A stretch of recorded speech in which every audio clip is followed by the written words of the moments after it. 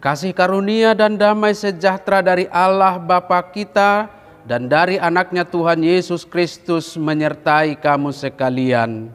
Amin.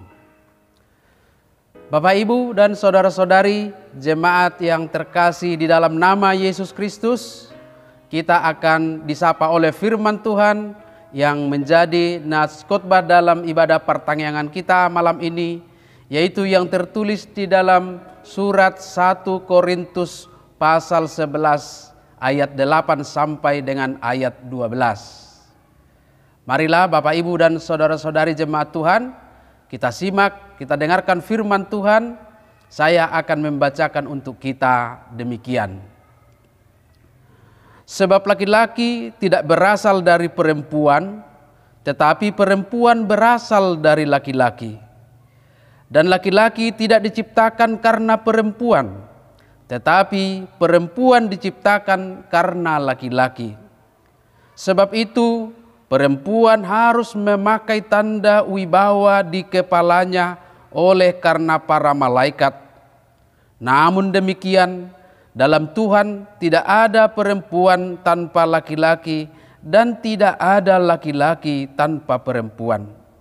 Sebab sama seperti perempuan berasal dari laki-laki, demikian pula laki-laki dilahirkan oleh perempuan, dan segala sesuatu berasal dari Allah. Demikian firman Tuhan. Bapak, Ibu, dan saudara-saudari, kita tidak bisa pungkiri bahwa diskriminasi atau pembeda-bedaan masih tetap menjadi masalah besar dalam kehidupan kita, yang tentunya menjadi penghalang terciptanya sebuah keselarasan hidup dan kebersamaan. Sejak dahulu, pikiran diskriminatif ini sudah menguasai pikiran manusia dalam upaya menunjukkan superioritas yang satu kepada yang lain. Lebih hebat, lebih baik, lebih layak, dan lebih lainnya dari sesamanya. Kita juga bisa ingat sejarah bangsa-bangsa tentang rasisme. Perbedaan kulit hitam dengan kulit putih, pembeda-bedaan agama, suku, dan kasta sosial. Dan itu semua masih menjadi dinamika dalam rangka hubungan kita dengan sesama manusia. Dari antara diskriminasi atau pembeda-bedaan yang ada, diskriminasi jenis kelamin, pembeda-bedaan antara laki-laki dan perempuan menjadi persoalan yang paling besar. Karena memang setiap suku-suku bangsa sejak semula telah menciptakannya. Dari barat sampai ke timur, dari zaman purba sampai era modern, dari timur tengah sampai ke Indonesia, mayoritas suku-suku bangsa menempatkan seolah-olah laki-laki lebih terhormat dari kaum perempuan. Kedudukan laki-laki seolah-olah lebih tinggi dari kaum perempuan. Secara khusus bagi orang Yahudi, diskriminasi antara laki-laki dan perempuan benar-benar sudah terpola sehingga cara memperlakukan dan merespon keduanya pun pasti berbeda.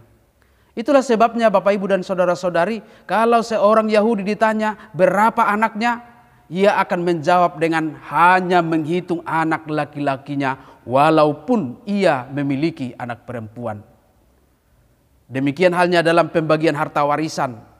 Anak laki-lakilah yang menjadi pewarisnya, sementara anak perempuan tidak akan mendapat bagian apa-apa. Lalu bagaimana dengan orang Batak? Sepertinya tidak jauh berbeda dengan orang Yahudi. Dalam kebiasaan orang Batak pun terlihat diskriminatif terhadap kaum perempuan, termasuk dalam hal pewarisan. Perbedaan memang akan selalu ada. Laki-laki dan perempuan memang berbeda.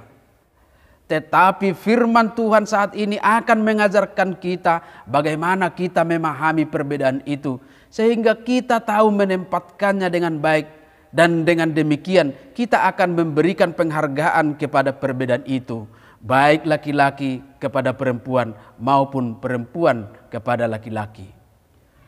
Dalam nats khotbah kita saat ini, Paulus menjelaskan perbedaan laki-laki dengan perempuan berdasarkan kisah penciptaan.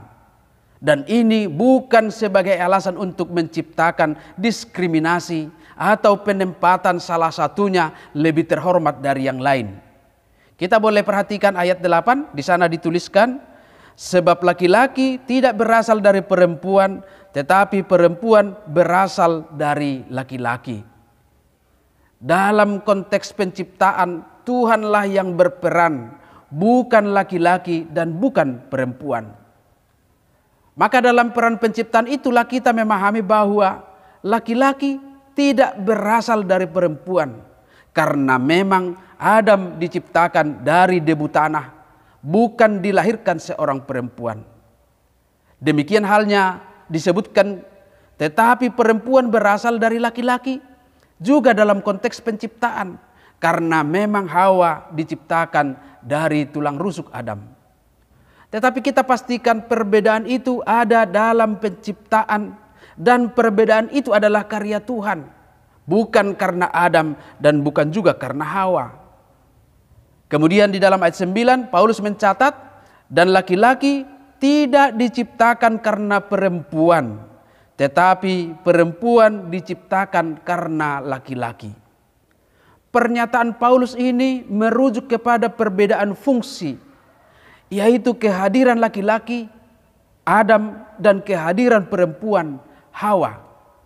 Adam diciptakan bukan karena Hawa, melainkan karena Allah berencana menciptakannya untuk menjaga bumi.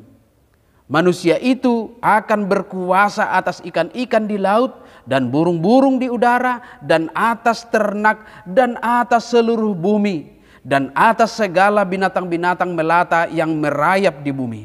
Sebagaimana dicatat dalam Kejadian 1 ayat 26. Dan selanjutnya di dalam ayat 9 disebutkan, tetapi perempuan diciptakan karena laki-laki. Hawa diciptakan karena laki-laki, tetapi bukan oleh laki-laki. Allah sendirilah yang berinisiatif menciptakan Hawa. Sekali lagi bukan Adam. Yang alasannya, tidak baik kalau manusia itu seorang diri saja. Aku akan menjadikan penolong baginya yang sepadan dengan dia. Maka dalam proses penciptaan ini Tuhan membuatnya berbeda hanya dalam peran dan fungsi mereka. Tetapi sejatinya dalam diri laki-laki dan perempuan terpancar kemuliaan Allah. Sebab demikianlah Allah menempatkannya sebagaimana disebutkan dalam Kejadian 1 ayat 27. Maka Allah menciptakan manusia itu menurut gambarnya, menurut gambar Allah diciptakannya dia, laki-laki dan perempuan diciptakannya mereka. Di dalam diri Adam dan Hawa ada imago Dei, gambar Allah, dan itulah yang harus dipancarkan dalam kehidupannya. Sekali lagi Bapak Ibu dan saudara-saudari ditegaskan bahwa perbedaan laki-laki dan perempuan adalah dalam hal peran dan fungsi mereka oleh karena Allah menempatkannya demikian. Maka Bapak Ibu dan saudara-saudari, kalau kita melihat dalam ayat 10, kita memahaminya dari makna kehadiran seorang perempuan dalam konteks peribadahan. Dalam ayat 10 dicatat, sebab itu perempuan harus memakai tanda wibawa di kepalanya oleh karena malaikat. Tanda wibawa di sini dalam artian orang Yahudi adalah kerudung yang menjadi tradisi bagi orang-orang Yahudi. Sekali lagi, kerudung ini adalah konteks Yahudi, sebab memakai kerudung menjadi tanda kehormatan bagi perempuan-perempuan Yahudi. Seorang perempuan harus menutupi kepalanya sebagai tanda bahwa ia juga mempunyai wibawa untuk berdoa dan bernubuat di dalam ibadah. Lagi-lagi ini adalah persoalan fungsi yang harus dijalankannya, bukan persoalan status. Lalu dalam pandangan posisi semakin jelas dinyatakan Paulus bahwa keduanya sama. Kita bisa baca di dalam ayat 11 sampai ayat 12. Namun demikian dalam Tuhan tidak ada perempuan tanpa laki-laki dan tidak ada laki-laki tanpa perempuan. Di dalam ayat 12 dicatat, sebab sama seperti perempuan berasal dari laki-laki, demikian pula laki-laki dilahirkan oleh perempuan, dan segala sesuatu berasal dari Allah. Dari penjelasan ini semakin nyata bahwa baik dalam status dan posisi, laki-laki dan perempuan sama karena keduanya berasal dari Allah. Itulah dasar kita memahami kesetaraan atau kesamaan antara laki-laki dan perempuan. Bukan persoalan status, melainkan hanya masalah peran dan fungsi. Bukan masalah harkat dan martabat, melainkan hanya masalah peran dan fungsinya. Bapak, Ibu, dan saudara-saudari, ketika kita dapat memahami rencana Allah dalam konteks penciptaan laki-laki dan perempuan, maka pasti kita akan dapat mengerti bahwa siapapun kita, baik laki-laki atau perempuan, kita mempunyai hak dan kedudukan sama, karena Allah lah yang menciptakannya demikian. Seorang laki-laki akan menghargai dan menghormati perempuan sebagaimana dirinya sendiri, dan sebaliknya juga seorang perempuan akan menghormati laki-laki sebagaimana dirinya sendiri. Seorang laki-laki yang percaya akan menempatkan perempuan dalam posisi yang sama dengan dirinya, maka penghargaan kepada siapapun tidak akan pernah dinilai berdasarkan perbedaan, melainkan berdasarkan ketaatan kepada firman Tuhan. Bapak, Ibu, dan saudara-saudari, firman Tuhanlah yang mengajarkan kita untuk melihat semuanya sama di hadapan Allah. Maka kita adalah orang yang percaya kepada kebenaran firman Tuhan. Sekali lagi, hanya berdasarkan ketaatan kepada firman Tuhanlah kita akan mampu melihat siapapun, laki-laki dan perempuan, semuanya sama di hadapan Tuhan. Amin.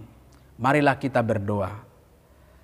Kami naikkan pujian syukur kami ke hadirat-Mu, ya Allah Bapa di sorga, sumber kehidupan kami. Engkau sudah berfirman di dalam ibadah pertanggihan kami malam hari ini, yang mengingatkan kami supaya kami dapat melihat sesama kami di tengah-tengah perbedaan, baik laki-laki dan perempuan, berdasarkan firman Tuhan. Sehingga relasi kami dengan sesama kami tidak akan pernah diganggu oleh karena perbedaan apapun, baik oleh karena perbedaan warna kulit, perbedaan suku, karena semuanya berasal dari Tuhan. Biarlah penghargaan kami tidak diubah oleh karena perbedaan-perbedaan itu. Terima kasih ya Bapa di sorga, berkatilah kami semua supaya dapat hidup di dalam kebenaran firman-Mu. Bapa di sorga, kami juga memohon kehadirat-Mu, pertolongan dan perlindungan-Mu dalam kehidupan kami ketika kami masih menjalani masa-masa sulit oleh karena pandemik COVID-19. Tuhanlah yang menjaga dan melindungi kami. Ajarkan kami memakai waktu dengan baik, dan ajarkan kami untuk semakin bijaksana, supaya kami dapat terhindar tetapi juga dapat bekerja dengan baik. Berkatilah rumah-rumah yang saat ini ibadah berlangsung, kiranya Engkau melawat dan memberkati mereka, mendengarkan doa-doa permohonan mereka dan setiap kerinduan mereka. Terima kasih Bapa di sorga. Ampunkanlah dosa kami, di dalam nama Yesus Kristus kami berdoa dan mengucap syukur kepadamu. Amin.